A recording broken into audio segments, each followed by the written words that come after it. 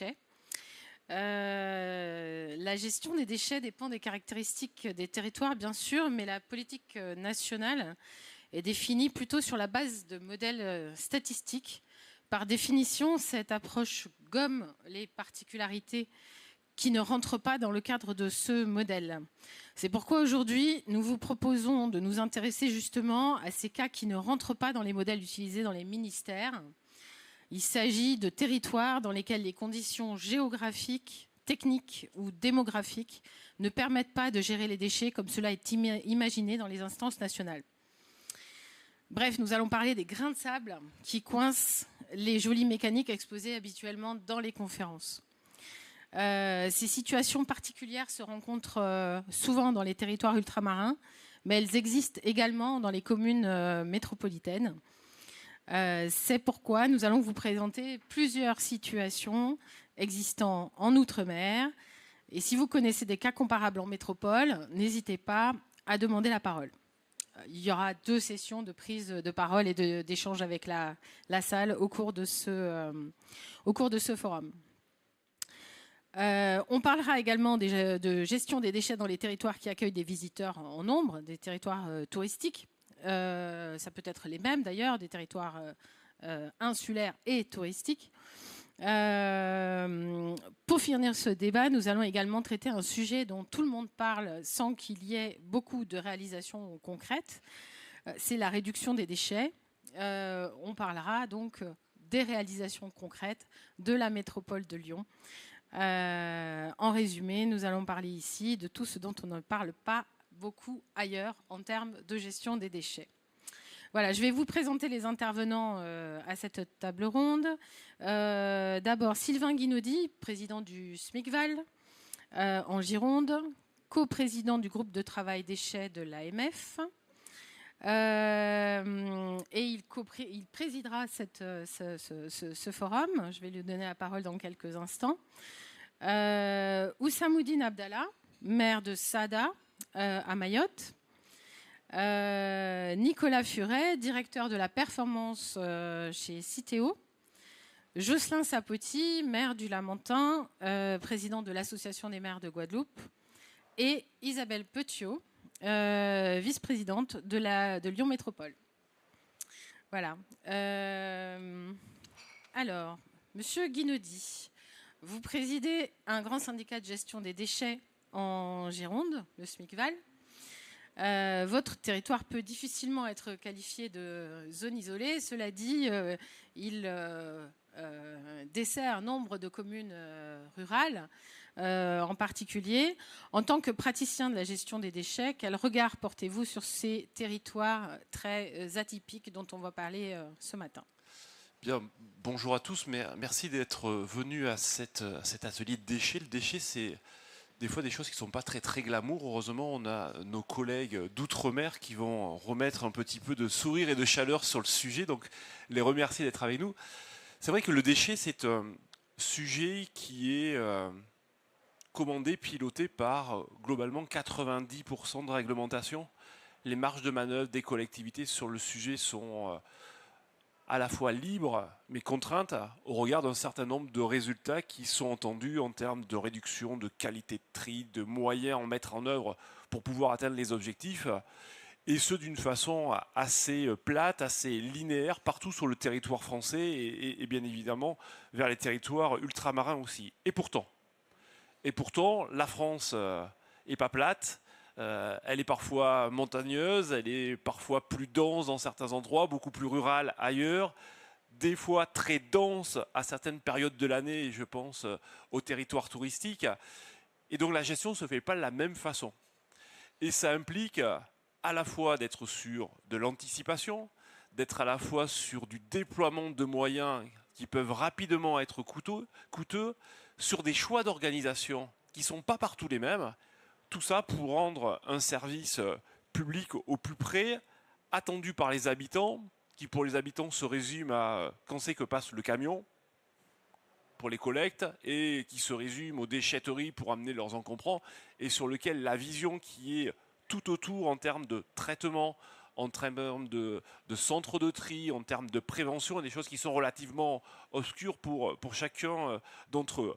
Et donc après, il y a des particularités. Donc il y a les particularités des zones touristiques sur le territoire métropolitain, sur lesquelles les populations peuvent être multipliées par 10, 20, 30 très rapidement sur une période très très courte et qui nécessitent de déployer des moyens humains et financiers qui coûtent et qui sont supportés par la population, j'allais dire, habituelle, sédentarisée des territoires quand on est assujetti soit à l'atome, soit à la redevance incitative, là aussi avec des modes de financement qui sont ultra compliqués. Et puis il y a aussi nos collègues des territoires d'outre-mer où ils ont des sujets en termes de réduction, mais comme nous sur les territoires, sur la métropole, mais aussi sur leurs exutoires de traitement, sur le financement des équipements en mettre en œuvre. Et quand on met tout ça sur un sujet très technique, très compliqué, eh bien, la particularité des territoires fait que ça devient encore plus compliqué. Et il nous faut pouvoir réfléchir, accompagner, trouver des stratégies, trouver des filières qui nous permettent de répondre au plus près aux enjeux de salubrité, parce que c'est la finalité au bout du bout. Et c'est l'heure et demie sur laquelle on va pouvoir partager à la fois sur des constats, mais aussi comment se projeter dans le temps. Et le déchet, c'est le temps long de stratégie, de réduction pour qu'on en ait au bout du bout un peu moins. Parce que si on travaille l'amont, on en aura un peu moins dans le bac que l'on collecte toutes les semaines pour ceux qui le collectent toutes les semaines. Parfait, merci. Alors, on va commencer donc la première séquence sur la gestion des déchets à géométrie variable, dans laquelle il sera beaucoup question d'outre-mer. Et on va commencer tout de suite avec une vidéo qui nous provient de Saint-Pierre-et-Miquelon. Le maire de Saint-Pierre, dans ce territoire très très éloigné d'ici, mes territoires français, nous a fait parvenir une vidéo qui résume les réalisations et les difficultés dans ce territoire isolé, éloigné et insulaire. On va lancer la vidéo tout de suite et on en parle après.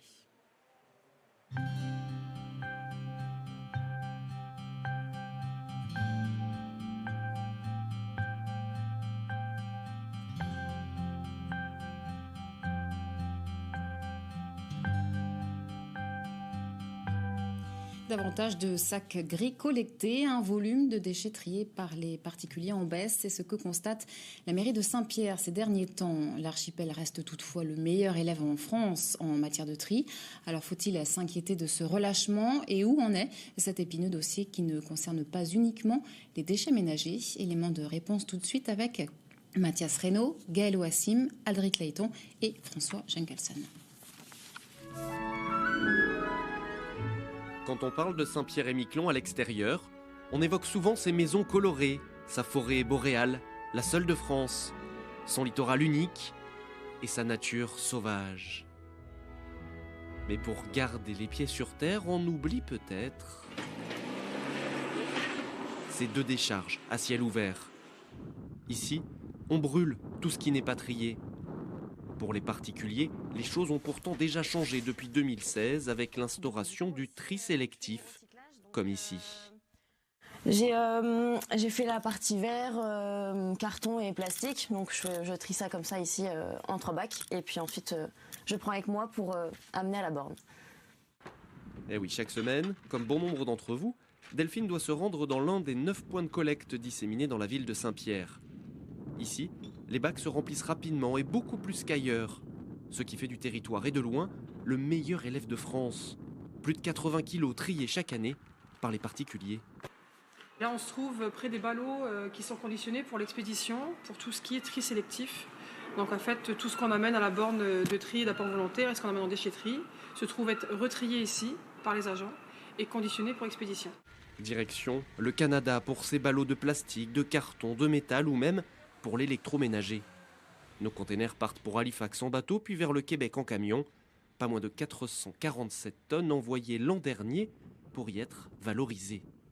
Tout ce qui n'a pas été trié en revanche arrive ici, derrière la déchetterie. C'est pas le plus beau volet de la carte postale de cet archipel. Ici se trouve tout ce qui est apporté par les professionnels de l'île, donc de l'archipel si on englobe Miquelon.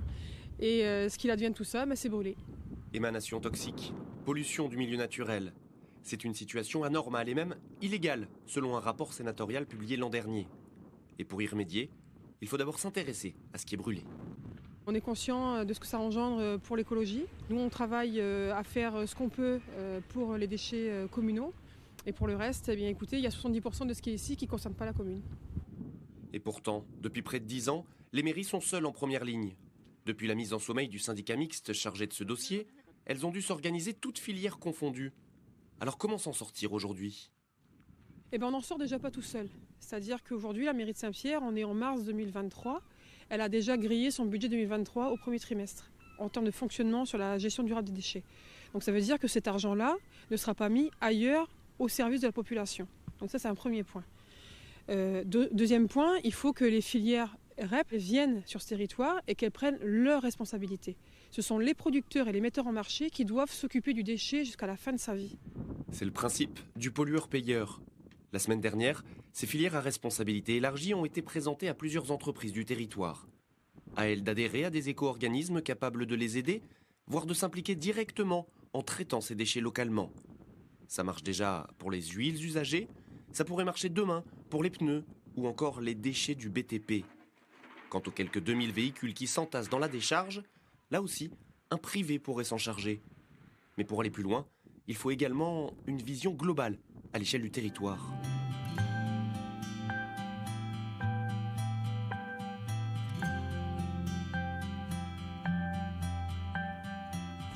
Presque 4000 VHU bientôt expédiés en dehors du territoire au Canada. Après une semaine de formation, les ouvriers qui manipuleront ces véhicules hors d'usage sont prêts pour une future évacuation. L'opération One Shot peut se lancer avec la préparation des VHU pour ensuite être traités au Canada. Le projet prévoit d'éliminer l'ensemble des stocks accumulés dans l'archipel. Il y a eu un one-shot de fait il y a 8-10 ans. 10 ans après, ça ne servait absolument à rien parce qu'on est retrouvé avec les mêmes problématiques. Là, je peux vous garantir que dans 8-10 ans, on va pas retrouver une problématique de 2500 VHU sur le site de leur décharge. Puisqu'on on fait le one-shot, mais derrière, il y a une solution pérenne, une solution qui réglera au fil de l'eau, comme on peut dire, le traitement des VHU sur l'archipel. Financés à 75% par l'ADEME, les éco-organismes comme Valdelia doivent se répartir le reste de la facture. Au titre de l'interfilière, Valdelia accompagne les différents acteurs de l'archipel depuis le début. L'idée, c'était de faire venir des spécialistes pour donner le cadencement, des méthodes de travail, pour que ce soit fait dans les règles de l'art et surtout pour qu'on ait une bonne cadence et que ça avance vite. Donc là, on se donne une période assez longue quand même de plusieurs mois parce qu'il y a énormément de véhicules. Comme vous le savez, on en a stocké un petit peu l'hiver dernier. Et dès qu'on aura fini, j'irai à Saint-Pierre, on ira à Miquelon. Donc Miquelon sera plutôt l'année prochaine parce qu'à l'hiver, on sera probablement contraint quand même peut-être d'arrêter. Mais en tous les cas, maintenant qu'on commence, on ne va plus s'arrêter, quoi. Dans les prochains mois, un site de dépollution sera également mis en place afin d'absorber les nouveaux véhicules pour pérenniser la préparation et l'évacuation des VHU.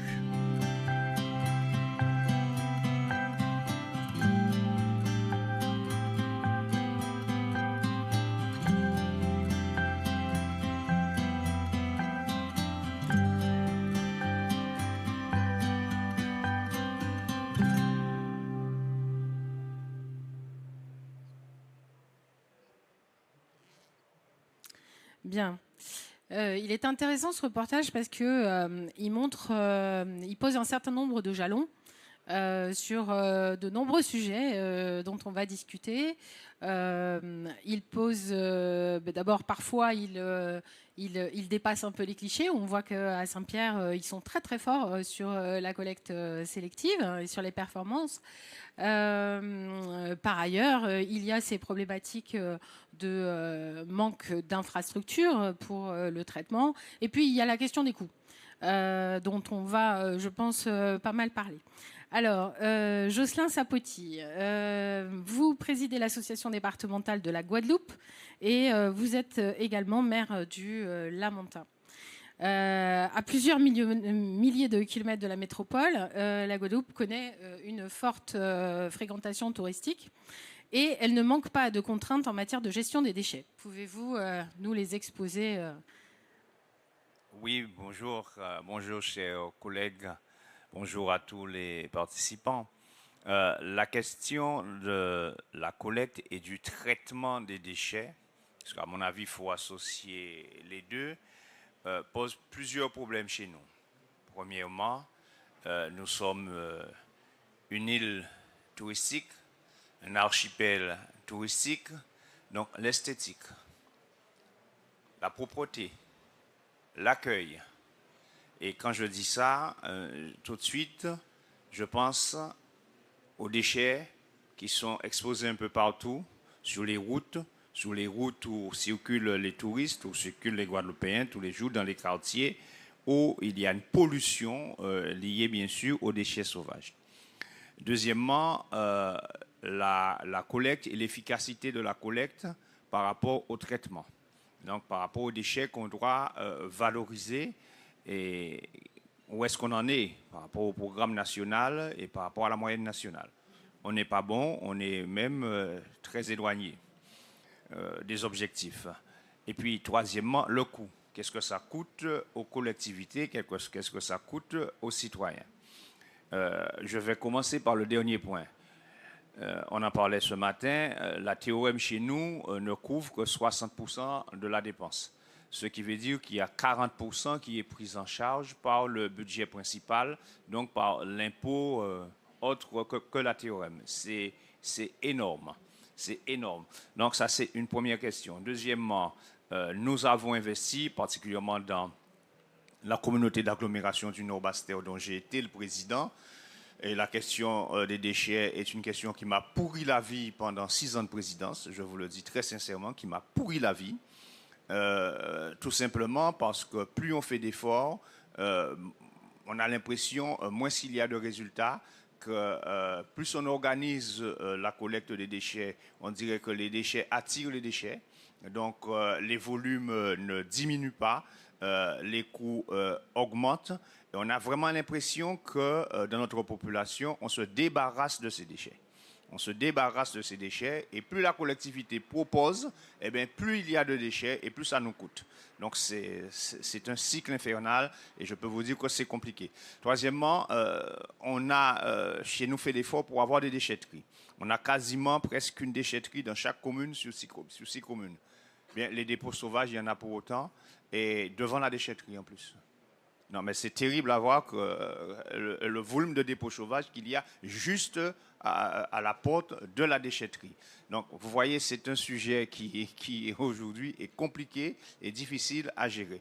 Alors, le dernier point, pour n'être pas trop long, après j'interviendrai, c'est la question du traitement. Le traitement chez nous pose la question, bien sûr, quels sont les déchets chez nous qui sont des déchets recyclés, valorisés, donc qui ne vont pas dans les OMR. Bien, malheureusement, je vous dis ça parce que moi, je vis une expérience un peu particulière parce que j'ai l'occasion d'être souvent ici. Et quand je trie ici et quand je trie chez moi, ce n'est pas le même tri. Et je vois vraiment la différence. C'est plus, je dirais, un volume de tri chez nous ici qui produit la moitié du volume de tri que moi je produis en métropole, dans l'Hexagone. Donc ça veut dire qu'il y a beaucoup moins de volume chez nous à valoriser, à recycler. Donc pourquoi ? Parce que les filières ne sont pas organisées. Parce que recycler ces déchets nous coûterait peut-être trop cher parce qu'il va falloir les transporter, les envoyer ailleurs pour les faire recycler. Donc en fait, le volume de déchets ou encore les qualités de déchets à recycler ne sont pas les mêmes qu'ici. Donc il y a moins de déchets à recycler, donc plus d'OMR. Donc ça aussi c'est une question. Et à mon avis, cette question-là, elle est principale, il faut l'approfondir parce qu'en fait, nos concitoyens ont le réflexe de dire on nous demande de trier, on nous demande de faire des efforts, mais nous ne sommes pas à l'ordre du jour. Donc en fait, ils sont moins motivés parce qu'ils se disent qu'on n'est pas encore bon sur le tri de déchets, sur la valorisation des déchets. Donc ils se débarrassent de leurs déchets. Voilà. Très bien, on va passer maintenant à Mayotte, où Samoudine Abdallah. Vous êtes maire de Sada à Mayotte et vous êtes président d'un syndicat de traitement de déchets. Les obligations réglementaires sont les mêmes en métropole et en Outre-mer, et à Mayotte en particulier. Vous devez assurer la collecte des ordures ménagères avec un taux d'habitat informel qui est très élevé. Comment organisez-vous ce service public ? Bonjour à toutes et tous. Merci pour l'invitation. C'est vrai que c'est un sujet très compliqué pour toute la France, mais pour Mayotte, c'est encore beaucoup plus compliqué. Oussamoudine Abdallah, je suis effectivement le président du CIDEVAM et maire de Sada. Le CIDEVAM qui assure la collecte de 15 communes sur 17 et le traitement de l'ensemble des communes de Mayotte. Donc, comme ça a été évoqué ici, gérer les déchets en zone touristique, insulaire, isolée, Mayotte est dedans. Mais rajouter à cela les problématiques particulières, notamment d'une immigration clandestine importante, une démographie galopante. Et aujourd'hui, l'INSEE indique 300 000 habitants officiellement. Des études internes nous disent qu'on est 500 000. Comment gérer ça avec des moyens qui ne répondent pas, parce que le CIDEVAM aujourd'hui c'est 4 quais de transfert pour transiter les déchets et un seul exutoire qui est l'ISDND et un seul exutoire qui est un site d'enfouissement, un seul site d'enfouissement. Donc là-dessus, quand vous avez toutes ces problématiques-là, rajoutez aussi aux incivilités, crise de l'insécurité où nos bacs sont quasiment brûlés à chaque fois. Il faut, pour répondre justement à ces exigences-là, être dans l'imagination quotidienne, être innovant et être dans l'adaptation en permanence. Et là-dessus, depuis 2020, où j'ai pris la présidence du CIDEVAM, nous avons mis en place un programme ambitieux, déjà pour se mettre à niveau ici au standard métropolitain. Ce que vous avez présenté là, le rapport sénatorial de 2022 indique qu'il faudra 250 millions d'euros pour que Mayotte soit à niveau standard métropolitain. Ça veut dire que c'est énorme. Donc pour s'y faire et répondre à notre mission, dans un premier temps, vu qu'on n'a pas, jusqu'à maintenant, jusqu'à il y a 2 mois, on n'avait pas de déchetterie. On a mis un programme de 8 déchetteries pour équilibrer le territoire. La première, je l'ai inaugurée il y a 2 mois, qui nous soulage beaucoup. Mais en même temps, sans ça, qu'est-ce qu'on a fait? On a innové sur la déchetterie mobile. Donc chaque week-end, une déchetterie mobile, des camions et tout ça sont dans les différentes intercommunalités. À port volontaire, on appelle aux usagers de venir déposer leurs encombrants. Et au début, on avait remarqué en 2021 que c'était vraiment indispensable parce qu'on collectait chaque week-end jusqu'à 100 tonnes. Au fil des mois, c'est réduit à une vingtaine à 30 tonnes. Donc ça veut dire que voilà, il y avait un stock historique de déchets qui est parti.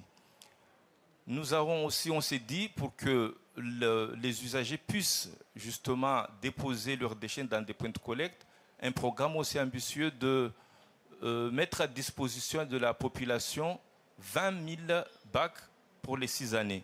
Aujourd'hui, on est en 2024. On a déjà mis à disposition de la population 17 000 bacs. Et on va encore beaucoup plus loin. On a vu qu'on demandait aussi beaucoup d'efforts à la population. On a innové sur ce qu'on appelle le allo propriété. Il y a un numéro de téléphone. Là, l'usager appelle que voilà, j'ai des encombrants chez moi. Et on s'organise pour passer dans les quartiers pour aller chercher les encombrants parce qu'il faut savoir qu'on n'a pas forcément les équipements, les outils nécessaires pour que, notamment les déchetteries, pour que la population puisse se déplacer. Du coup, pour aller encore beaucoup plus loin dans le programme, on a dit on s'adapte parce qu'il y avait aussi beaucoup de bacs qui sont brûlés. On s'est mis à des bacs métalliques qui coûtent encore beaucoup plus cher. Donc c'est encore de l'adaptation que nous faisons. Et vu que maintenant on a une déchetterie, c'est là où les éco-organismes viennent. Parce que ça fait déjà plus de 20 ans qu'on traite les déchets à Mayotte de cette façon. on n'a pas eu les éco-organismes, alors que ça devait être le contraire. Vu qu'on est dans un territoire où il n'y avait pas de moyens, il fallait que les éco-organismes viennent à Mayotte pour nous accompagner. Il a fallu là maintenant qu'on ait cette déchetterie. On a signé il y a 2 mois avec une dizaine d'éco-organismes qui vont beaucoup soulager Mayotte. Donc vous voyez que les choses vont de mieux en mieux, mais ça reste encore beaucoup, beaucoup plus compliqué. Voilà, bon, on me dit que je parle trop, je dois... Vous ne parlez pas trop, mais j'avais encore une question pour vous. Vous devez aussi assurer aux habitants l'accès à une collecte sélective des emballages. Et vous avez demandé l'application d'un dispositif dont on va parler ici pas mal, qui s'appelle le pourvoi, qui est un dispositif spécifique à l'outre-mer, donc qui est en œuvre à Mayotte. Pouvez-vous nous dire si sa mise en œuvre répond à vos attentes, donc sur la collecte sélective des emballages? Le dispositif, le pourvoi, là, notamment avec Citeo, a été mis en place en 2012. Parce qu'à l'époque, on avait encore les décharges à ciel ouvert, comme ce qu'on a vu ici. Et c'était quasiment la seule solution, parce qu'on était encore dans les SIVOM. Et en 2014, il y a eu la fusion de 4 SIVOM pour devenir le SIDEVAM, le syndicat de déchets que je préside aujourd'hui. Donc c'était quasiment la seule solution qu'il y avait, parce que les emballages, on n'avait aucune solution. Donc on a pris celle qui nous présentait. Aujourd'hui, force est de constater que actuellement, quand on regarde l'organisation de Citeo, le directeur, et là, il nous dira, c'est que c'est de l'apport volontaire. On va dans des points de collecte sur des bornes trio. Et là-dessus, quand vous avez un territoire où l'accès est compliqué, des bidonvilles compliqués, notamment même l'éducation à la gestion de déchets au tri n'y est pas, on a souvent ces emballages partout, qui traînent partout dans les rues, dans les rivières, dans les plages et tout ça. Donc, qu'est-ce que nous proposons? Parce qu'aujourd'hui, quand on regarde en termes de pourcentage, il n'y a que 3% des emballages qui sont collectés dans les bornes Citeo. Le reste, c'est dans les bacs SIDEVAM où on les enfuit. Donc, on demande à ce qu'on aille encore beaucoup plus loin. On s'adapte au territoire, aux difficultés du territoire. On est en train de proposer une gratification avec une population assez pauvre. Qu'est-ce qu'on propose? On a proposé ça à Citeo, on a proposé au service de l'État, à ce qu'on puisse travailler avec les épiceries, parce qu'à Mayotte, il y a beaucoup d'épiceries. C'est un modèle économique et qui peut être aussi social. Donc, vous amenez vos bouteilles, une dizaine, une vingtaine, une fois arrivé devant l'épicerie, en échange, vous avez un bon des produits de première nécessité.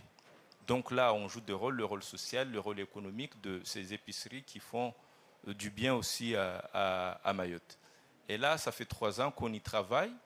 Et là, il y a 2 mois, enfin, l'ADEME, à travers l'État, nous finance à hauteur de 123 000 € pour faire une expérimentation. Et on va le commencer au nord de l'île. Et cette expérimentation va débuter en janvier prochain. Et on pourra faire par la suite le bilan, si ça marche réellement. Mais on est convaincu que ça va marcher parce qu'apparemment, avant, il y a eu des expériences qui ont marché dans ce sens-là. Du coup, on a envie d'aller plus loin et adapter justement nos outils en fonction des difficultés du territoire. Très bien, merci. Alors, Nicolas Furet, vous êtes directeur de la performance de Citeo. Je pense que peut-être ce serait bien de dire un mot pour présenter Citeo parce que peut-être que certains encore ne le connaissent pas dans la salle. Votre organisation assure le pourvoi lorsque les collectivités d'outre-mer vous le demandent. Comment cela se passe-t-il concrètement? Expliquez-nous. Bonjour à toutes et tous. Un petit mot sur Citeo. Citeo, c'est l'éco-organisme qui, depuis 30 ans, gère les emballages ménagers et les papiers issus de la consommation des ménages. Aujourd'hui, la stratégie de Citeo, c'est d'adresser ce sujet au travers de 3 R. Le R de réduction, donc réduction des emballages à la fois en nombre et en poids. Et donc ça passe par un accompagnement des entreprises qui mettent en marché des produits ménagers. le R de réemploi, et on a un grand dispositif aujourd'hui pour construire une filière de réemploi à l'échelle nationale avec les différentes parties prenantes. Et puis le R dont on va parler aujourd'hui, peut-être un peu plus, le R de recyclage, qui implique un partenariat avec les collectivités locales, notamment parce qu'il y a tout le sujet de la collecte, du tri, et puis ensuite des filières de recyclage pour les emballages ménagers qu'on aura collectés et triés. Citeo accompagne dans ce cadre-là à la fois l'Hexagone, les collectivités locales d'Hexagone et les collectivités locales ultramarines. Et oui, il y a un dispositif spécifique aux collectivités ultramarines qui s'appelle le pourvoi, qu'elles peuvent activer depuis 2011 ou 2012, si je ne me trompe pas, qui a connu 2 grandes étapes. Dans la première étape, 2011-2022, il y avait, je dirais, des critères un peu restrictifs. Pour pouvoir bénéficier de ce type de dispositif, il ne fallait pas avoir mis en place notamment de fiscalité locale liée à la collecte sélective et ne pas avoir mis en place de dispositif non plus de collecte sélective. On a 3 territoires historiques qu'on a accompagnés. Mayotte, on vient d'en parler. La communauté de communes de l'Est guyanais, la communauté de communes de l'Ouest guyanais, dans ce cadre de mise en place d'un dispositif de collecte sélective au travers d'un pourvoi. Les conditions se sont beaucoup allégées depuis 2022. Maintenant, toutes les collectivités locales des DOMCOM peuvent choisir sans aucune contrainte d'aller vers le pourvoi. Et c'est le cas de Saint-Pierre-et-Miquelon, qu'on a vu dans le reportage en entrée, qui a, là, pas pour des raisons de dispositifs inexistants ou non performants, on l'a vu, c'est un des dispositifs les plus performants du territoire, mais pour des raisons économiques, a décidé d'activer cette possibilité du pourvoi. Très concrètement, qu'est-ce que c'est le pourvoi? C'est la collectivité locale qui va confier sa responsabilité, c'est l'éco-organisme qui va se substituer à la collectivité locale dans la collecte, le tri et le recyclage des emballages ménagers et des papiers, pour la filière des emballages ménagers et des papiers. Ça prend juridiquement... l'éco-organisme ne va pas devenir pour autant opérateur de déchets, hein, ça ne va pas être lui qui va collecter en direct, mais il va être maître d'ouvrage de cette collecte, il va passer des appels d'offres, il va passer des contrats avec les opérateurs pour aller collecter et trier les déchets d'emballage ménager du territoire concerné. Très concrètement, c'est une convention, d'un point de vue juridique, une convention de 3 ans qui est signée entre l'éco-organisme et le territoire d'outre-mer, et qui est, j'ai dit la durée de 3 ans, et qui est renouvelable au bout de 3 ans. Voilà Et financièrement, ça implique... Financièrement, oui. Merci de me rappeler ce point-là. Financièrement, c'est la prise en charge de 100% des coûts réels par l'éco-organisme du dispositif de collecte et de tri. Ça va avec, en fait, la substitution totale. Donc, c'est l'éco-organisme qui va décider du dispositif de collecte et de tri et qui va le financer en totalité. Très bien. Parfait. Monsieur Guinaudy, alors ce pourvoi, c'est une disposition réservée aux territoires ultramarins. Les collectivités de métropole ne peuvent pas en bénéficier. Parfois, on entend certaines suggérer que ça pourrait être une bonne idée dans les complexités actuelles. Vous avez une opinion sur ce sujet. Quel regard portez-vous sur cette disposition du pourvoi? Mais j'allais dire, quelle belle idée! Parce qu'en fait, le sujet du pourvoi, c'est quoi? C'est l'application pure et simple de la responsabilité élargie du producteur. Celui qui met sur le marché paye le déchet. Alors, je vais dire, ça devrait être assez logique. On demande aujourd'hui à nos administrés de payer les déchets qui sont mis sur le marché et très cher. Alors oui, il y a une participation. Pour Citeo, c'est la petite vignette verte que vous avez sur vos bouteilles. C'est l'éco-contribution pour être très large. Mais peut-être rappeler, parce qu'on va vite, c'est quoi la REP? La REP, c'est la responsabilité élargie des producteurs. Quand on met sur le marché, on vient financer le déchet que ça produit. Il y a en France métropolitaine 2 systèmes de REP.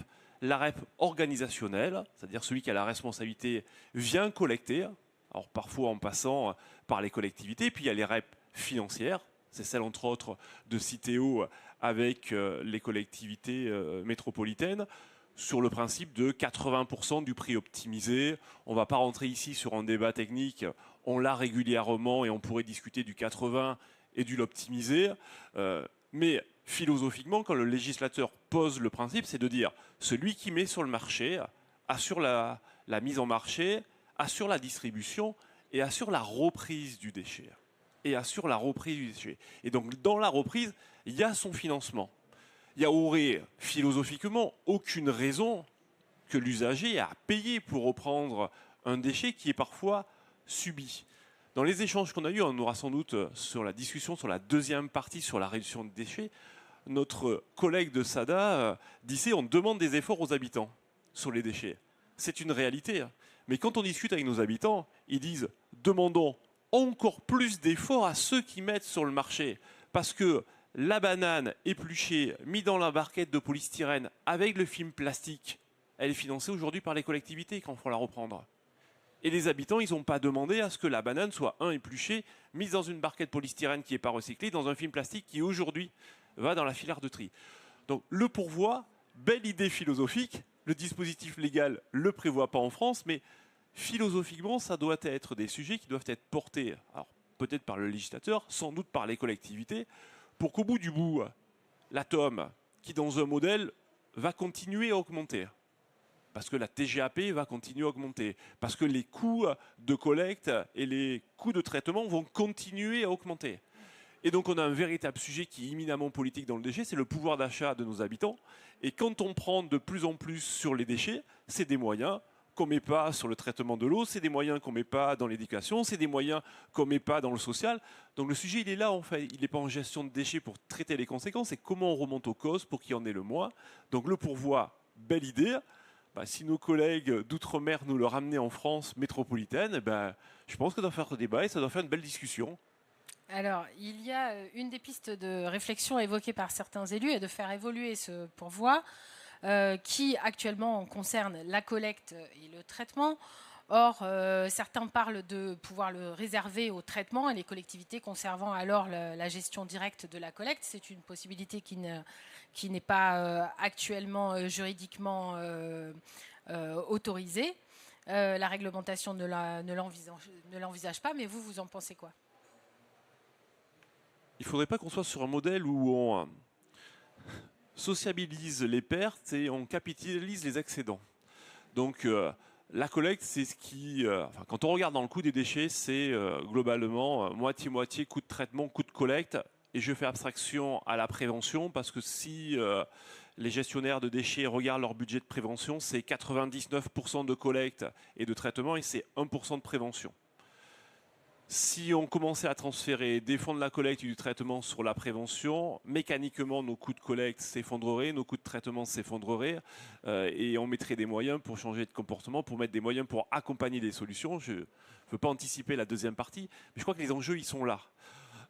Donc il faut qu'on soit juste vigilant à ce que les collectivités n'aient pas assumé les coûts les plus importants et surtout alors laisser à charge les matières qui seraient les moins valorisante. Et quand je dis valorisante, c'est en termes de coût. Voilà. On a parfois des débats sur la consigne. C'est pas le sujet, mais peut-être qu'un jour il reviendra. Il ne faut pas qu'on nous prenne ce qui est une recette et qu'on nous laisse ce qui est une charge. Il faut trouver les bons équilibres. Et ça, c'est valable dans l'ensemble des territoires. Et il ne faut pas qu'on ait une discussion qui soit déséquilibrée. Vous voulez apporter une réponse, monsieur Perret ? Oui, peut-être, quelques éléments.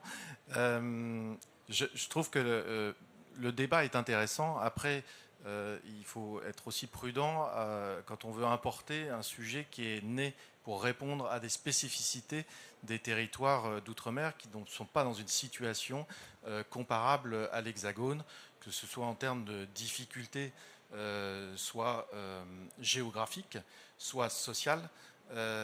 Par rapport au geste de tri et à la sensibilisation du public autour du geste de tri, Quand on prend l'exemple de Mayotte, on voit bien qu'on a affaire à une situation qui est quand même critique d'un point de vue à la fois organisationnel, à la fois social, pour installer de manière efficace un geste de tri et une sensibilisation. Je ne suis pas sûr que les Mahorais aient en priorité à l'esprit le geste de tri et l'impact environnemental de leur geste de tri et de leur consommation tous les jours.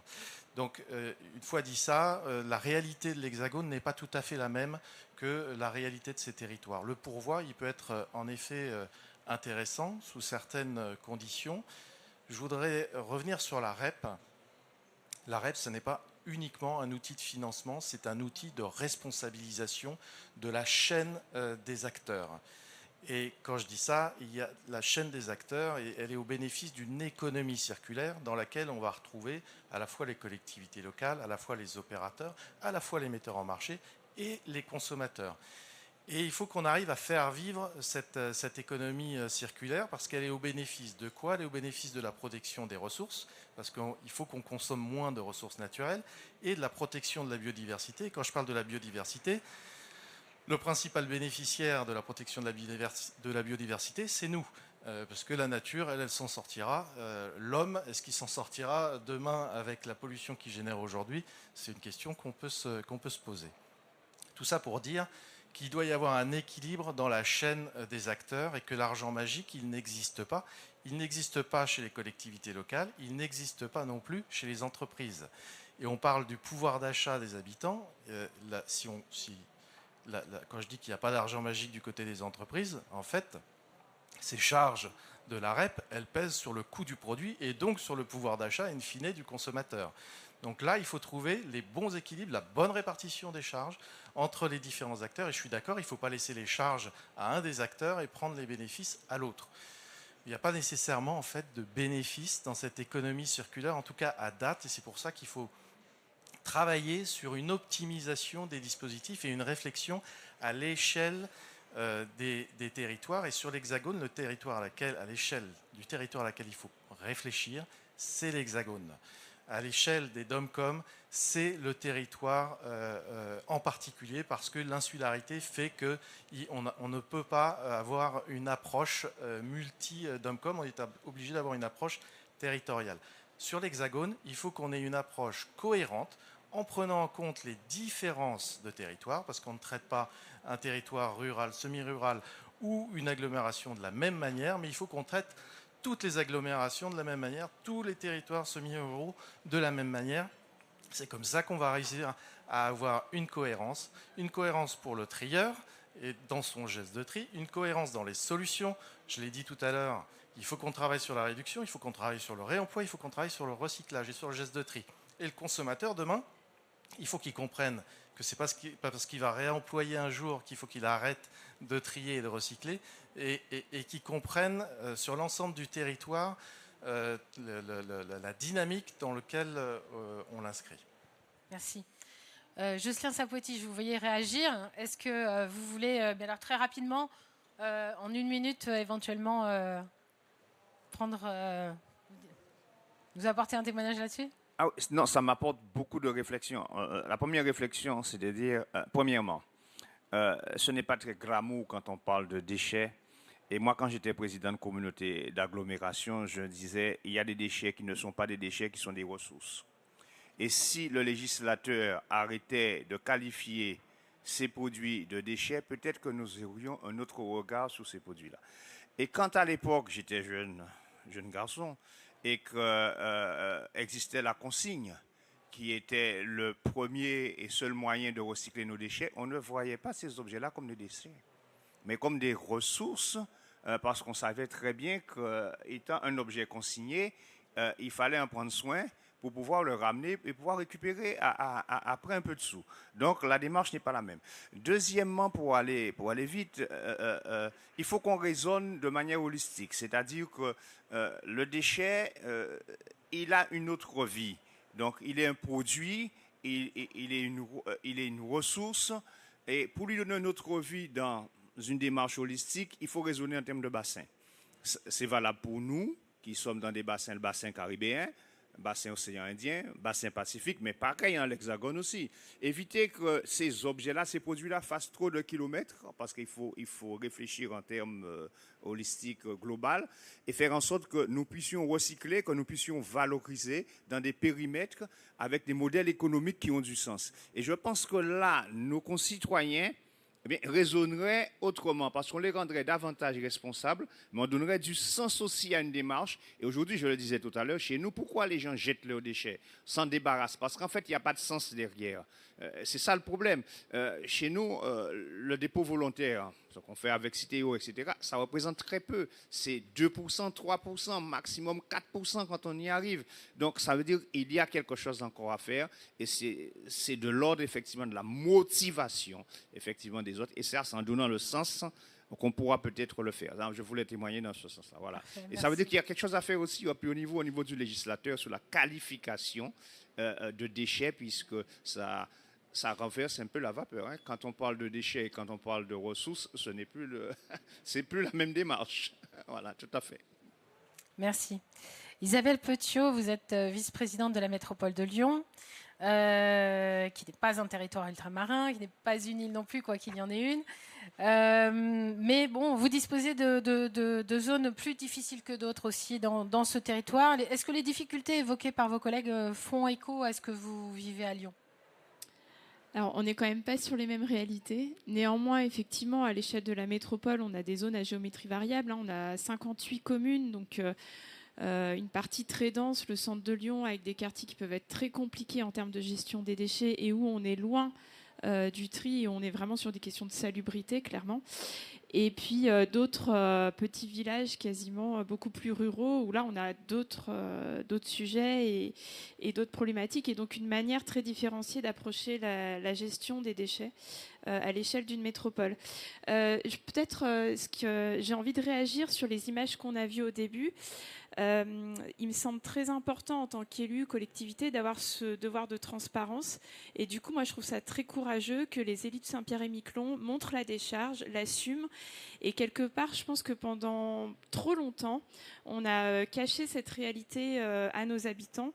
Et on avait cette volonté de vouloir faire propre et finalement d'entasser, de mettre ça dans un trou. Et on n'en parlait pas. Je rebondis là-dessus parce que j'ai vécu plusieurs années en Polynésie française et moi ça fait partie de mon déclic. C'est au moment où je me suis intéressée de savoir mais sur une île ils font quoi de leurs déchets. Enfin, moi j'étais habitante à l'époque et éloignée de toutes ces questions-là et j'ai découvert la décharge qui était pour le coup interdite d'accès à plusieurs mètres, donc j'ai dû moi-même me faufiler et voir ce qui se passait derrière ces bâches. Et je pense que 90% des Polynésiens ne savaient pas que cette décharge existait et que leurs déchets finissaient en décharge. Oui, donc je trouve ça très très important et ça fait partie des axes que moi je porte, ce devoir de transparence qu'on a vis-à-vis de nos habitants. Et en France, on a encore beaucoup de communes qui font appel à l'enfouissement. C'est une réalité, il faut l'assumer et c'est une manière aussi de porter le problème et de dire mais à un moment donné, il ne faut pas tant s'attarder à savoir où il faut mieux emmener ces déchets, il faut les réduire à tout prix. Et c'est vraiment le point que je porte. Parfait. Merci beaucoup. Je pense qu'on va donner la parole à la salle. Si vous avez des questions. Alors, un micro, ça arrive.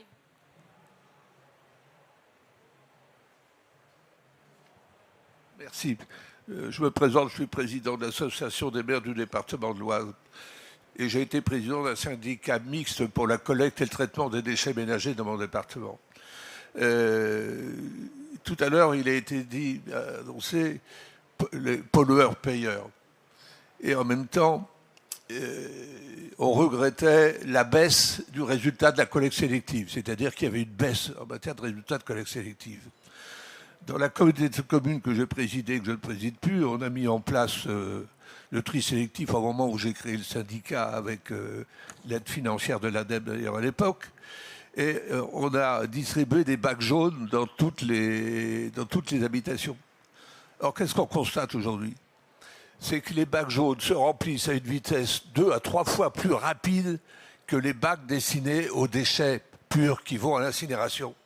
Résultat, comme les bacs sont rapidement pleins, et que la collecte se fait que tous les 15 jours ou toutes les semaines, vous avez évidemment une diminution de la collecte du tri, parce que ce qu'ils ne peuvent pas mettre dans le bac jaune, ben, ils le mettent dans la poubelle traditionnelle. Et je n'arrive pas à obtenir de mon président de la communauté de communes qu'il fasse évoluer les choses. Il semblerait que ce soit difficile à obtenir. C'est-à-dire qu'il faut changer le rythme. Il faut passer toutes les semaines pour les bacs jaunes et passer que tous les 15 jours pour les déchets, parce que la poubelle des déchets elle se remplit beaucoup moins rapidement. Mais on me dit, mais oui, mais c'est pour une question sanitaire, un problème sanitaire. Il faut que la collecte des déchets fermentescibles se collecte beaucoup plus rapidement que les emballages. Ça, donc je me permets d'évoquer cette difficulté auquel on est confronté dans de nombreux syndicats sur le sujet. Merci. Et enfin, je termine par un dernier point. Vous l'avez dit tout à l'heure, en ce qui concerne le tri sélectif, aujourd'hui, on n'arrive pas à la neutralité complète du coût. C'est-à-dire que ce sont les producteurs de ces emballages et ceux qui les récupèrent pour les recycler et les remettre sur le marché qui devraient supporter à 100% le coût du traitement et le coût de la collecte. Or, ce n'est pas encore le cas aujourd'hui.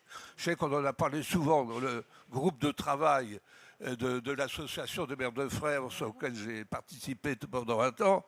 Mais ces deux points, nous n'avons pas encore des réponses concrètes sur ces sujets. Voilà. Monsieur Furet ? Oui, peut-être juste un mot pour réagir à cette interpellation sur la prise en charge des coûts.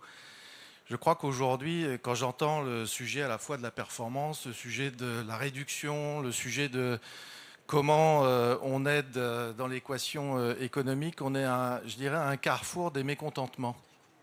Vous m'entendez ? Oui, oui. Carrefour très des court, je disais. Je vais faire très court. Carrefour des mécontentements qui impose, à mon avis, qu'on se pose tous ensemble et qu'on pose les fondements d'une refonte de notre dispositif pour redéfinir les rôles et les responsabilités de chacun. Parce que ce n'est pas qu'une question de financement. Et je pense qu'il va falloir qu'on pose très clairement où on est les meilleurs, où chacun d'entre nous est le meilleur dans cette boucle d'économie circulaire. Quel est le rôle des collectivités demain sur ce dispositif ? Quel est le rôle des éco-organismes ? Quel est le rôle de la prévention, de l'éco-conception auprès des metteurs en marché ? Et je crois qu'on est mûr pour ça et qu'il faut y aller assez vite, sans tabou, pour pouvoir redéfinir un dispositif qui sera performant d'un point de vue environnemental, performant d'un point de vue économique, parce qu'il faut adresser les deux en même temps. Très bien. Est-ce qu'on a d'autres questions dans la salle ? Sinon, moi, j'avais une question peut-être pour Monsieur Guinaudy. On vient de parler d'augmentation de fréquence de la collecte. C'est un des sujets effectivement importants, en particulier dans le cadre du prochain cahier des charges de la filière emballage. Mais par ailleurs, vous avez dans votre territoire une expérience bien différente, Monsieur Guinaudy, puisque vous êtes en train de basculer de la collecte en porte-à-porte vers une collecte en point d'apport collectif. Vous insistez sur le terme de point d'apport collectif et non de volontaire. Vous allez peut-être nous expliquer pourquoi.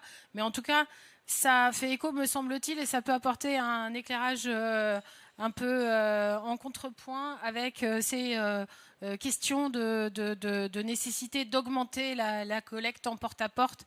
Peut-être le porte-à-porte n'est peut-être pas non plus toujours la solution à tout.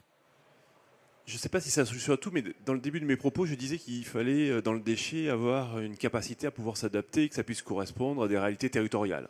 Voilà. En tout cas, nous, pour des raisons avant tout financières, pour accompagner la réduction, on a fait le choix de modifier une organisation qui était technique. Et j'aurai l'occasion, peut-être en conclusion, de le redire sur la partie de la technique. Et effectivement, on fait le choix de passer d'une collecte de porte-à-porte à une collecte en point d'apport collectif en levant le frein de ce que vous évoquiez sur les matières putrescibles.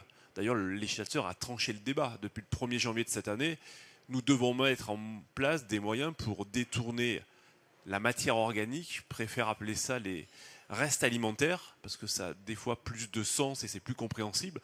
C'est pas de la sémantique pour la sémantique, c'est pas pour se faire plaisir. Vous évoquiez que je ne dis pas les points d'apport volontaires parce qu'il n'y a rien de volontaire. Quand vous implantez un point d'apport, les gens ne sont pas volontaires pour y aller, c'est un point d'apport collectif. Voilà. Donc nous avons fait ce choix-là et on s'est rendu compte de quoi? On s'est rendu compte que, on constatait une réduction. Et sur les ordures ménagères résiduelles projetées sur 12 mois, alors qu'on commence juste, on passe de 210 kg d'ordures ménagères résiduelles à 140 kg d'ordures ménagères résiduelles. Alors j'ai certes une formation scientifique, je crois en Lavoisier, mais je me questionne. Rien n'apparaît, rien disparaît, tout se transforme, ce n'est pas tout à fait le cas. Mais globalement, c'est moitié-moitié. On a moitié de meilleurs trieurs, des gens qui trient mieux les propres et secs, qui trient mieux le verre. Et pourtant, culturellement, ça fait longtemps que la collecte du verre en point d'apport volontaire dans nos territoires existe. On a de meilleurs rendements. Et puis, il reste un delta qui représente à peu près 30 kilos et qui a disparu. Et ce « il a disparu », c'est que les gens se sont interrogés sur leur quantité de déchets, se disent il faut y aller, c'est un petit peu incitatif pour accompagner la réduction, et commencent à se questionner sur le changement de comportement. Et dans notre discussion ce matin, on disait qui c'est qui est acteur? C'est le citoyen, c'est chacun d'entre nous. Alors oui, et je le redis, on est contraint sur un certain nombre de choses dans le mode de la consommation. Mais on a une capacité qui est, et pour les maires dans la salle, plutôt bien développée, il faudrait que les citoyens l'aient, c'est de dire non. Je reviens à mon histoire de ma banane emballée dans la barquette polystyrène avec mon film en plastique. On a le droit de dire non, je n'achète pas ça. Parce que ça produit du déchet. Alors oui, il y a des questions de pouvoir d'achat. Oui, il y a des questions économiques. Il y a aussi, oui, des questions de déchets. Mais on l'oublie parce qu'en fait, la facture du déchet, c'est le paiement différé. C'est bien après que je sois passé à la caisse du magasin, puisque je la paye sur ma tome sans jamais savoir à quoi ça représente. Donc oui, on a du travail à faire sur combien ça coûte. Et ça va coûter malheureusement de plus en plus cher. Et j'ai l'intime conviction que c'est un modèle de gestion qui est à bout de souffle. Et vous avez raison de dire, c'est le moment de le transformer, de le re-questionner dans sa totalité. Oui, il faut qu'on soit tous acteurs, les metteurs sur le marché et nous, les citoyens de ce territoire. Je ne dis pas les consommateurs, parce qu'on a fait trop de consommateurs. Donc il faut qu'on redevienne citoyens dans notre façon de gérer et ainsi d'accompagner la nécessaire réduction en termes de déchets, parce que ça ne sera pas la technique qui résoudra les problèmes. Parce que si la technique avait dû les résoudre, depuis 40 ans, la quantité de déchets par habitant, elle aurait baissé. Et toutes les études montrent que globalement, en 40 ans, la quantité de déchets par habitant, elle a augmenté, alors qu'on a tous fait des super centres de tri, des super camions qui se conduisent comme un avion de chasse, des super équipements. Voilà. Et donc là, il faut qu'on ait quelque chose qui soit plus compliqué, qui est le changement de comportement. Est-ce qu'il faut qu'on mette Paris sur les sciences comportementales? Voilà. Comment on travaille tout ça pour accompagner la réduction et ne pas amener qu'une solution technique? Et je crois que c'est le moment, parce que je pense que la société est prête, les générations actuelles sont prêtes à entendre, de dire il faut qu'on change de comportement, parce qu'en fait c'est un enjeu d'humain, en fait. C'est pas un enjeu de planète, c'est un enjeu d'humain et c'est un enjeu pour chacun d'entre nous. Alors vous faites la transition déjà, et on a déjà basculé dans la deuxième séquence en fait de ce forum. Qui se consacre à la prévention des déchets. Depuis quelques années, tous les textes réglementaires mentionnent l'importance de la réduction des déchets, et c'était en particulier dans le cadre de la loi AGEC, avec énormément d'injonctions données aux collectivités de réduire les déchets. C'est un sujet qui n'est vraiment pas facile à travailler. C'est particulièrement intéressant de voir les résultats en termes de réduction des déchets que vous avez obtenus par ce simple choix de basculement. Certains pourraient appeler ça un recul sur la collecte en porte-à-porte. En fait, on voit que ça apporte vraiment un bénéfice, même si on ne comprend pas forcément encore beaucoup la mécanique, mais clairement, il y a des résultats sans avoir à passer par un système de fiscalité incitative. On voit des résultats avec ce simple choix. Alors, Isabelle Petiot. La métropole de Lyon a relevé le défi de la réduction des déchets en se fixant des objectifs très ambitieux et en travaillant activement sur le sujet. Est-ce que vous pouvez nous expliquer ce que vous avez fait et quels en sont les premiers résultats ? Alors effectivement, à la métropole de Lyon, on a un objectif ambitieux de réduire de 25% la production de déchets produits par habitant sur la métropole. Et on a aussi en parallèle l'objectif de, bien sûr, les déchets qui sont là, de mieux les valoriser. Et là, on a beaucoup d'efforts à faire, notamment en termes de qualité de la collecte sélective. Et on travaille avec Citeo notamment sur le sujet. En termes de prévention pure et dure, je rejoins totalement le discours de Nicolas qui parlait de chaîne de responsabilité. Et donc, dans le schéma directeur qu'on a construit pour atteindre ces objectifs de réduction de déchets, il est très important de bien acter le fait que l'État a ses responsabilités parce qu'il écrit les cahiers des charges, qui va fixer les objectifs aux éco-organismes et c'est lui qui va dire le montant des éco-contributions, etc. Donc l'État a vraiment sa responsabilité dans la planification aussi. Et là-dessus, on voit qu'il y a des avenants d'1 an d'éco-organismes qui se prolongent. Mais comment on peut planifier alors qu'on ne sait même pas qui va être à la manœuvre, quels vont être les objectifs année après année. Il y a un moment donné, là-dessus, il faut aussi tous qu'on se pose et qu'on réclame de manière assez dure une vraie planification à l'échelle nationale. Ensuite, il y a les éco-organismes et les REP, et le terme responsabilité, il est très très important. Et là-dessus, la meilleure des préventions, c'est quand on mettra moins d'emballage sur le marché, et on n'y est pas encore. On a beau gagner quelques grammes par-ci par-là, on n'y est pas du tout. Et re-questionner aussi les modes de consommation. Là, c'est la responsabilité de l'usager, mais pas que. Si on prend l'exemple de l'eau, c'est très important. À quel moment l'habitant a demandé une bouteille comme ci, comme ça, jaune, verte, rouge, de 0,5 litres. L'habitant, il veut de l'eau, en fait, il veut juste boire. Et donc, on peut même se re-questionner sur le fait, mais pourquoi on a permis à des grands groupes de se faire de la marge sur un bien commun qui est l'eau ? Enfin, on peut vraiment aussi re-questionner tout. La banane, c'est un exemple qui est fabuleux.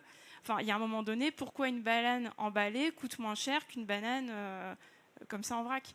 Et du coup, tout ce système-là, c'est pas nous, collectivités, qui pouvons le repenser. Donc, c'est très important. Et donc, dans notre plan de prévention, on a mis plein d'actions. Je vais pouvoir vous en donner quelques exemples que nous, métropole, on va pouvoir mener. Mais surtout, moi, j'ai tenu à ce qu'on réunisse les acteurs locaux et qu'on construise un plaidoyer ensemble.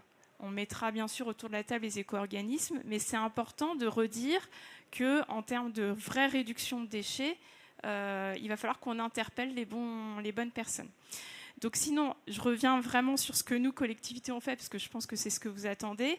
Déjà, la mise en place du tri à la source des déchets alimentaires avec du compostage massivement déployé à l'échelle de la métropole, ça, c'est de la vraie prévention. Et c'est ce qui nous a fait économiser énormément de tonnage, en tout cas à l'échelle de la métropole. Le réemploi, la réparation à grande échelle, avec l'accompagnement des acteurs qui sont en capacité de le faire, de vraiment réemployer, et le lien avec les éco-organismes. Et sur ce sujet-là, on a notamment mis en place la collecte du gros électroménager, collecte préservante, pour pouvoir faire un réemploi et des réparations à grande échelle, à l'échelle de la métropole. Et là aussi, on a des résultats très très concrets. Et on est notamment, on a atteint des niveaux de performance qui font presque peur, puisqu'on a un appareil sur 3 qui peut être réemployé à l'état, enfin, en l'état. Donc ce qui est assez énorme.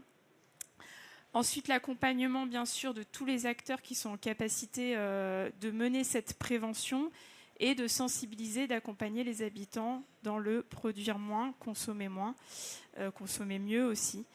Et enfin, je veux l'ajouter, parce que je sais qu'avec Sylvain, on partage ce combat, une lutte sans merci contre le tout jetable, contre les plastiques à usage unique.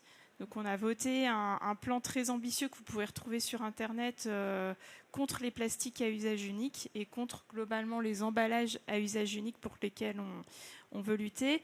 Et pour donner du sens à cette mesure, je veux simplement vous attirer l'attention sur le fait que comment est-ce qu'on a pu concevoir des emballages qui ont des durées de vie de quelques secondes, très éphémères, dans des polluants qui sont éternels. Il faut bien l'avoir en tête, le plastique, les PFAS, ce sont des polluants éternels dont on ne pourra jamais se séparer. Et là-dessus, il faut que collectivement, on s'empare de cette question. Et pour le coup, le plastique à usage unique, pour moi, c'est un des combats à mener. essentiel en termes de déchets. Je ne sais pas si j'étais assez concrète, si vous voulez plus d'exemples ou pas, mais je pense qu'on peut peut-être... Alors, je crois qu'il y a un deuxième volet à votre casquette qui est sur la propreté urbaine. Et il y a également un axe de prévention des déchets sur cet axe-là.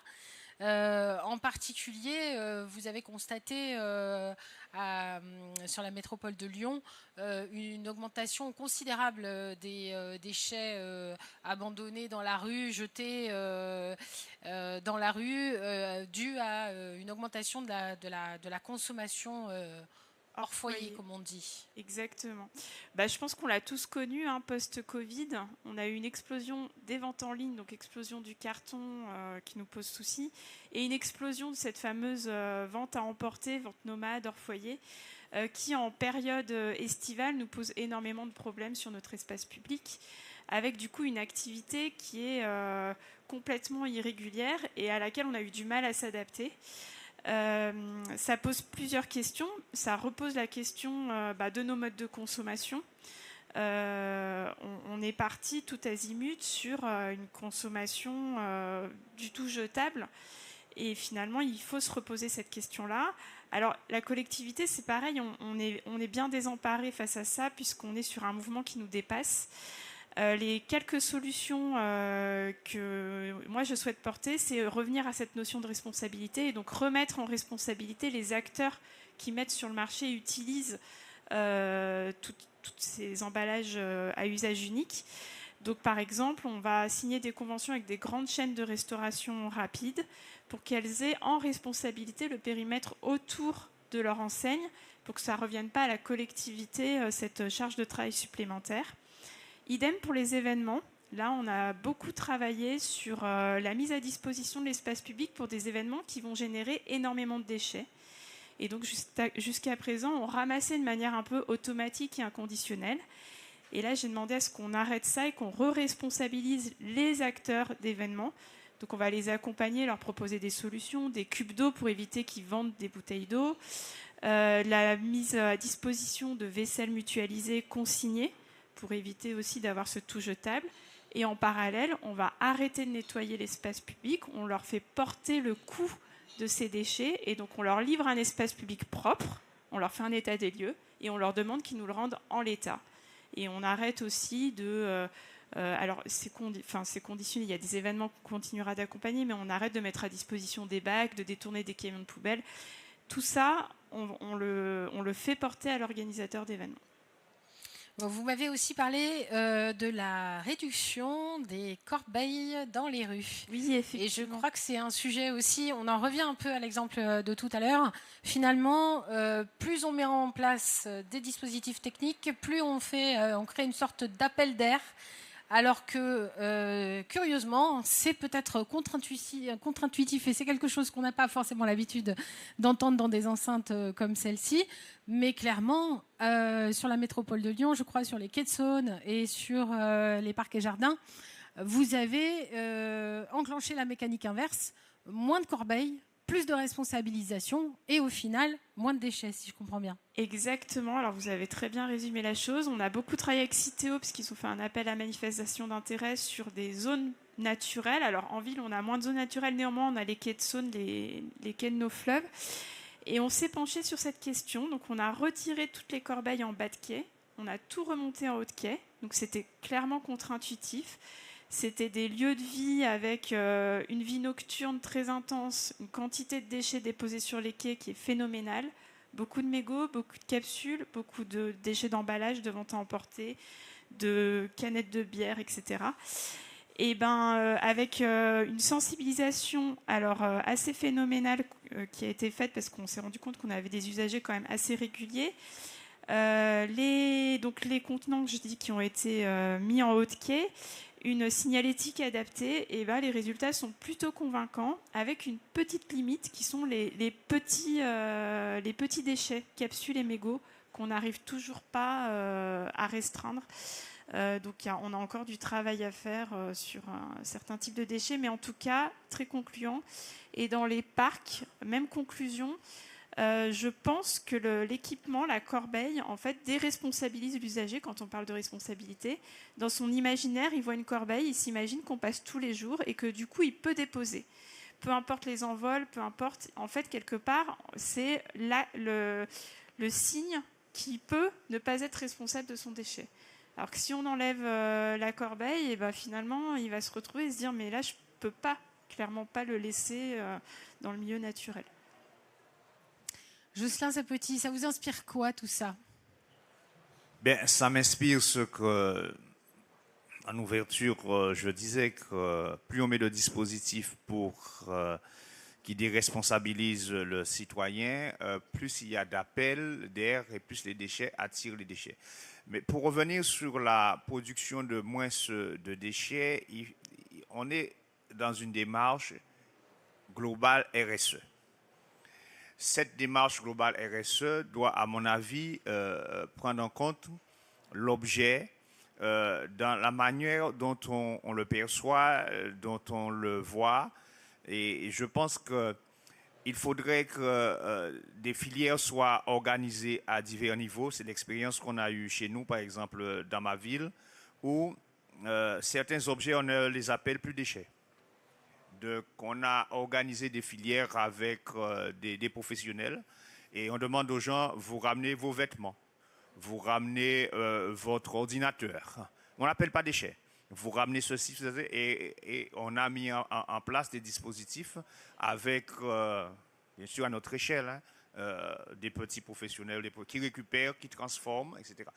Il faut concevoir que l'objet a une vie multiple, et que ce n'est pas un déchet. Et plus on va qualifier d'objet de déchet, moins on aura de résultats en matière de diminution de déchets, puisqu'il y a un réflexe, c'est de se débarrasser d'un déchet.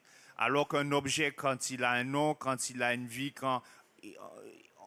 on se projette différemment avec cet objet-là. Il en est de même pour nos déchets verts, dans les relations sur notre petit territoire qu'on peut avoir avec le monde agricole. Qu'on peut avoir sur la transformation, sur l'utilisation de ces déchets verts, et même sur effectivement ce qui est fermenticible, pour pouvoir, avec une filière organisée, avec les agriculteurs, on diminue énormément. Et donc, vous voyez, même pour ces OMR, on peut transformer la vision et le sens qu'on donne des choses. Et à mon avis, le consommateur, ou encore le citoyen, son éducation passe par là, par la sémantique, par le sens, par la vision, par l'utilité qu'on donne à l'objet. Et c'est ainsi, à mon avis, qu'on pourra diminuer les déchets et quand on parlera moins de déchets. Voilà. Et nous sommes entrés dans cette dynamique-là. Bien sûr, c'est du long terme, mais on est tous responsables dans cette chaîne-là. Mais il faut commencer par une première, je pourrais dire, conception qui vient même du législateur. Et ensuite que ça puisse décliner au niveau de tout émetteur jusqu'à, bien sûr, tout utilisateur, notamment les collectivités, mais aussi les entreprises elles-mêmes. Et je suis très d'accord avec notre collègue qui dit que, bien sûr, il faut responsabiliser les entreprises sur les emballages et que forcément diminuer la volumétrie, c'est augmenter le nombre d'emballages, c'est faire des marges supplémentaires et puis utiliser des emballages qui sont biodégradables de plus en plus, aller vers des emballages de ce type-là. Donc, c'est une démarche collective. Voilà, je ne veux pas être plus long. Ok. Ousamuddin Abdallah, ces changements de comportement, c'est vrai que ça paraît peut-être très très loin par rapport à vos besoins urgents à Mayotte, vos besoins immédiats de gestion des déchets. Qu'est-ce que ça vous inspire à ces questions de prévention? Non, en tout cas, on doit absolument s'adapter et adopter pour éviter de faire les mêmes erreurs que les autres ont fait. Donc, il faut qu'on s'adapte. Moi, j'ai remarqué que c'est vrai que la population, les citoyens sont prêts. C'est à nous de fixer les règles de jeu ensemble. Je vois, par exemple, à Mayotte, ça a été dit ici, les bacs individuels où la collecte se fait individuellement devient chez vous beaucoup plus compliqué. Chez nous, à Mayotte, on a plus des points de collecte collective. Donc là-dessus, c'est de l'apport volontaire. L'usager vient dans les points de collecte. Et ce qu'on fait, c'est qu'on passe dans chaque commune 3 fois par semaine. Et quand il n'y a pas de crise, ça marche super bien. Quand il y a des crises, c'est encore beaucoup plus compliqué. Donc la sensibilisation est beaucoup plus importante dans un territoire comme le nôtre parce qu'on a une population quand même qui est beaucoup plus fluctuante et il faudra qu'on puisse sensibiliser aux plus jeunes. Ces derniers temps, on a fait beaucoup de spots sur le tri, sur le geste. Et là, quand on passe dans les rues, on entend beaucoup parler et on a l'impression que ça commence à prendre. Donc à nous de fixer ensemble les règles du jeu parce que la population effectivement est prête. Les opérations de nettoyage qui ont eu lieu suite à la crise de l'eau, pendant laquelle beaucoup des bouteilles d'eau avaient dû être distribuées à la population, puis ensuite ces bouteilles s'étaient retrouvées un petit peu partout dans la nature. Il y a eu beaucoup d'opérations, je crois, avec des associations qui ont été menées à la suite de cette crise de l'eau. Peut-être que ces opérations jouent aussi pour sensibiliser et accompagner les gens vers le tri et pour protéger leur environnement. C'est vrai que quand il y a une crise, on ne s'entend pas. Une crise arrive et il faut tout de suite prendre des décisions. La crise de l'eau à Mayotte, ce qu'il disait tout à l'heure le collègue, que quand on est dans un territoire comme Mayotte, on ne se lève pas le matin en disant « voilà, je trie, je mets ça, il y a de l'emballage et tout ça ». Je me pose des questions, il me faut de l'eau, il n'y en a pas. J'ai mon enfant, je dois emmener à l'école, il n'y a pas assez de classe pour tout le monde, je fais comment? C'est ça les premières préoccupations. Donc c'est pour cela qu'en termes de déchets, on doit faire encore beaucoup plus d'efforts. Concernant la crise de l'eau et les bouteilles, c'est vrai qu'au début, quand cette crise est venue, il y a eu à peu près, pour faire face, l'État a distribué à peu près 1 million de bouteilles d'eau à Mayotte. Donc il fallait gérer ces bouteilles vides par la suite.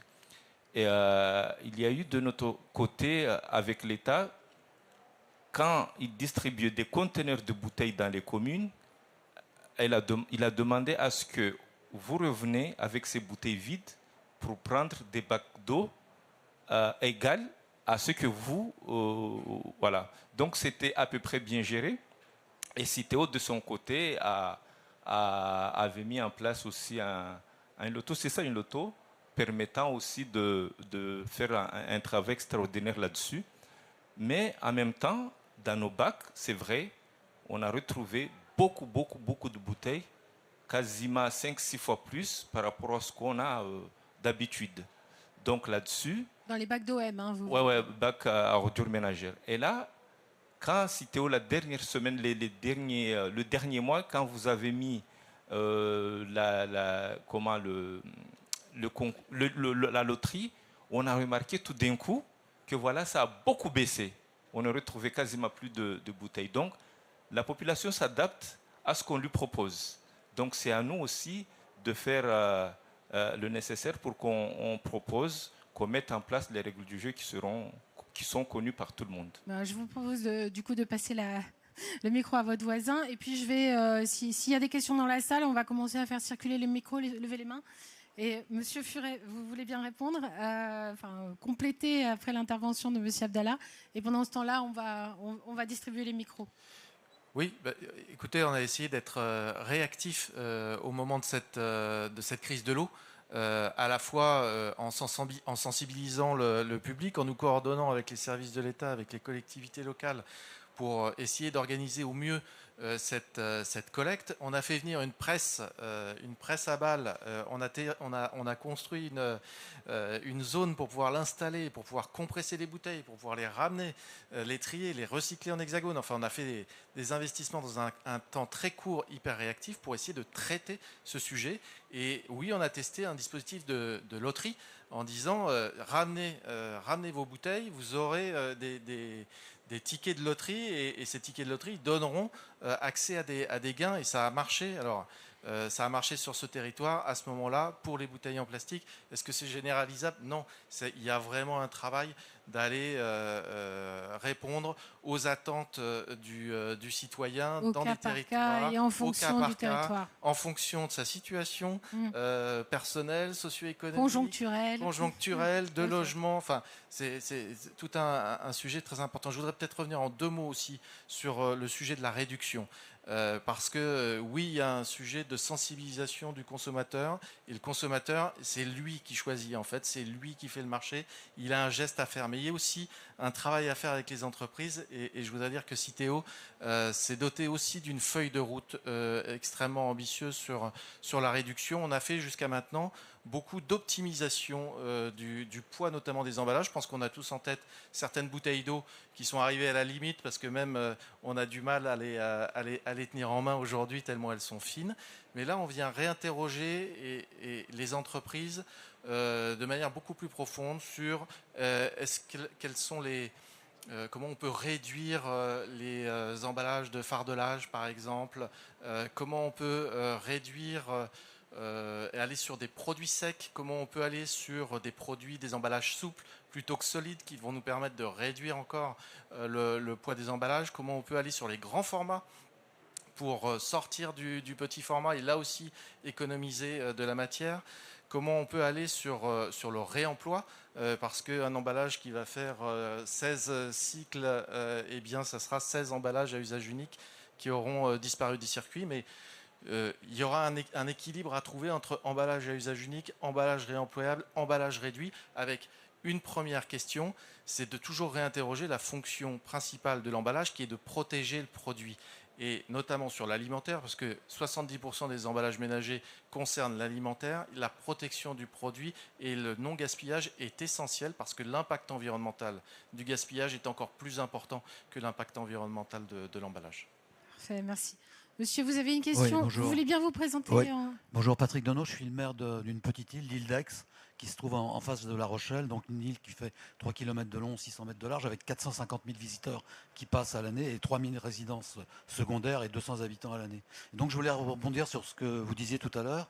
On s'était aperçu, on avait des poubelles publiques et on s'était aperçu que le déchet appelle le déchet et que ces poubelles, elles étaient, enfin c'était pas supportable quoi, visuellement, enfin à tous les niveaux. Et puis il fallait les sortir de l'île les déchets. Donc qu'est-ce qu'on a fait? On a retiré toutes les poubelles publiques et on s'est aperçu qu'au bout de 3 ans, je veux dire après un travail de communication auprès des gens qui viennent sur l'île, qui prennent le bateau, on communiquait en disant ramenez faut protéger l'île, ramenez vos déchets. Et on s'aperçoit que le tonnage a baissé, donc ça marche quoi. Il suffit de faire une communication adéquate, ça marche.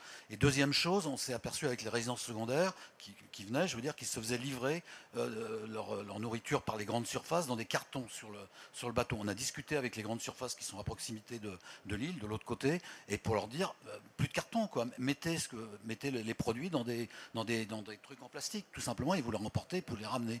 Et ben ça marche aussi, voilà. C'était juste faire part d'une expérience. Donc, si on communique, si on explique aux gens, on peut arriver à obtenir des résultats. Nous, on a baissé sensiblement le tonnage uniquement en communiquant, en disant ramenez vos déchets chez vous. Voilà. Monsieur, oui. Vous avez le micro et pendant ce temps-là, si vous voulez bien apporter le micro, monsieur là au fond. Allô. Allez-y. Présentez-vous, s'il vous plaît. Yannick Rabillet, maire de Saint-Vincent-sur-Grand, commune Sud-Vendée. Simplement témoigner un petit peu le monsieur qui disait tout à l'heure, est-ce que c'est possible tous les 15 jours? Nous, la collecte des déchets ménagers se fait tous les 15 jours, les emballages tous les 15 jours, mais il faut mailler avec des points d'apport volontaires, si on veut que ça marche. Parce que c'est vrai qu'il y a des moments, certains de nos concitoyens ont plus d'emballage que quand on trie, on arrive à vraiment réduire notre poubelle grise, entre guillemets. L'autre témoignage aussi, on a supprimé, nous aussi, sur nos aires de loisirs, toutes nos poubelles. Et aujourd'hui, on a beaucoup moins de déchets à traiter. L'autre chose que je voulais dire, on n'aborde pas un sujet, on parle beaucoup de TOM, on ne parle pas de redevance incitative. Je poserai la question aujourd'hui, est-ce qu'il y a une différence entre la redevance incitative et la TOM? On nous parle, nous, on est passé à la redevance incitative, ça crée des crispations, et je peux vous le dire, surtout sur nos communes côtières ou qui reçoivent beaucoup de public, où il va falloir, parce qu'on est obligé de badger quand on va au port à nos conteneurs d'apport volontaire et on est obligé de badger pour mettre nos ordures ménagères et c'est la problématique des samedis où il y a le changement des touristes les locations saisonnières, et c'est un vrai problème. La redevance incitative, est-ce qu'il y a vraiment une amélioration par rapport à la TOM? Nous, sur notre département, on est plus sur la redevance incitative. On nous dit certains sur la TOM, ça va beaucoup mieux. Est-ce qu'il y a vraiment des témoignages ou est-ce qu'au niveau de la FM, il y a des statistiques qui permettent... Vous parlez de la TOMI, je pense, hein, oui. la TOM incitative, c'est ça? Oui, c'est ça, oui. Okay. Est-ce qu'il y a vraiment des différences? Monsieur Guinaudy? Oui. C'est à moi J'essayais juste de répondre sur la fiscalité. On va répondre juste sur la question du monsieur et après on prend votre question. Qui est un sujet compliqué, la fiscalité. Et vous avez raison de dire que de temps en temps, ça bouleverse les débats et ça crée des crispations, mais comme quand vous touchez à la collecte d'ailleurs, parce qu'on ne mesure pas ce qu'il en est. Les deux sont d'ailleurs pas liés. On a des collectivités qui restent en porte-à-porte avec une redevance incitative. Alors, TOMI ou redevance, avec une particularité, c'est quand c'est que c'est financé. La TOMI, c'est financé que l'année suivante, alors que la redevance incitative est financée immédiatement.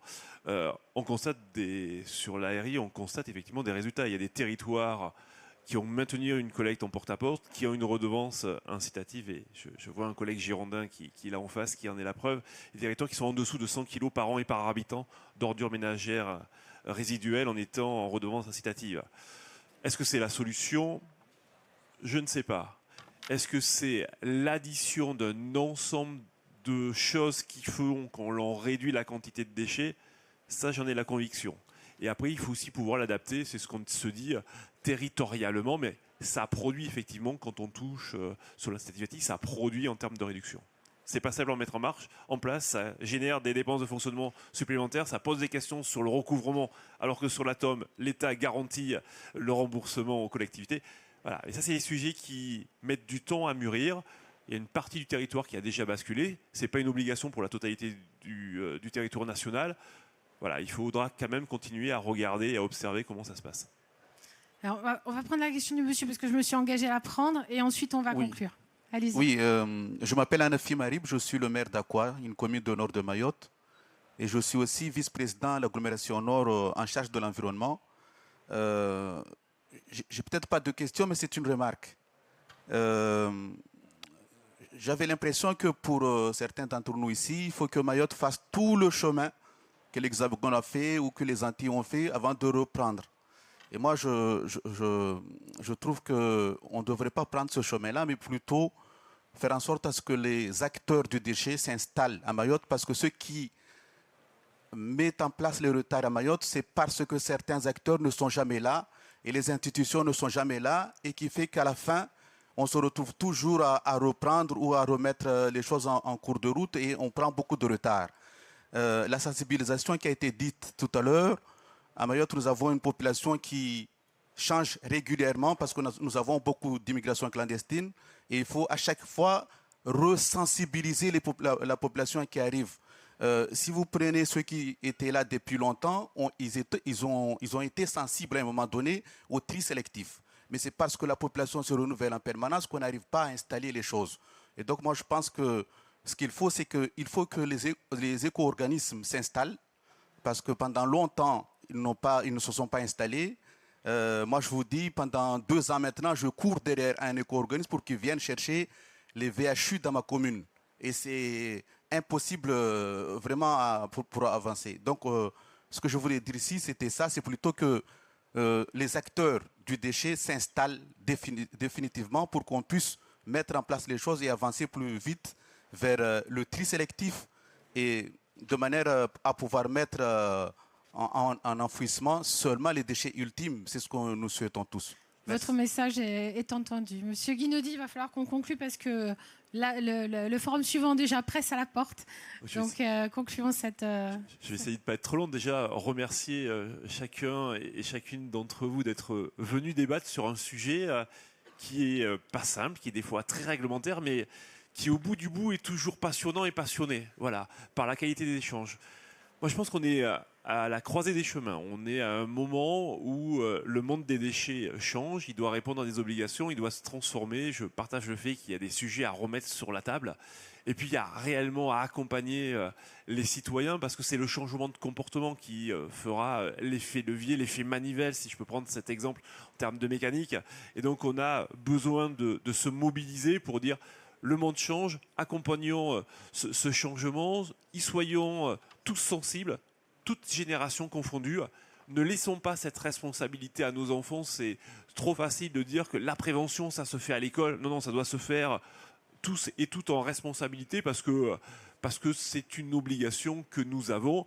Et moins on aura de déchets, mieux on se portera, mieux on préservera les finances des collectivités, donc indirectement le porte-monnaie de nos administrés. En tout cas, merci à tous d'avoir pu débattre avec passion.